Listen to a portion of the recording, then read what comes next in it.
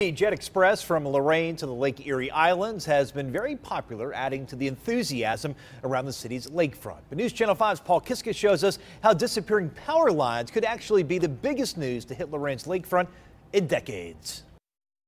A lot of people like to come down to the lakeshore here in Lorain and enjoy the scenery, but for decades, potential developers have shied away. However, that could be about to change. That is the most wonderful news I've heard in a long time. Nearly 2 miles of high voltage power lines, giant towers and substations will disappear from Lorain, no longer marring a postcard setting along the lakeshore. Taking down those power lines is probably one of the biggest steps to the improvement of Black River Landing, because they're ugly, and then the whole thing is that they're not being used anymore. Excitement over vanishing power lines here is an understatement. It's the talk of the town. The lakeshore is without a doubt one of our biggest assets. Lorain is now changing from, predominantly industrial attraction to really a tourist attraction. Lorain and First Energy are teaming up for the $7 million project, opening the doors for potential development that could extend from the lakeshore to downtown Lorain, says Kristen Kitchen, part owner of Charleston Coffee House on Broadway. Make it to where business people want to bring their companies here, because if you don't have an enjoyable environment to where people are actually going to like what they're looking at,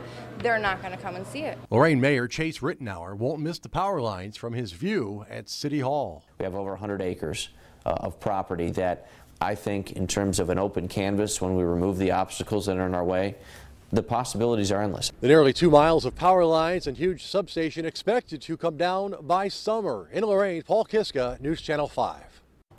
And Lorain's mayor would also like to see the city's sewage plant move from the lakefront.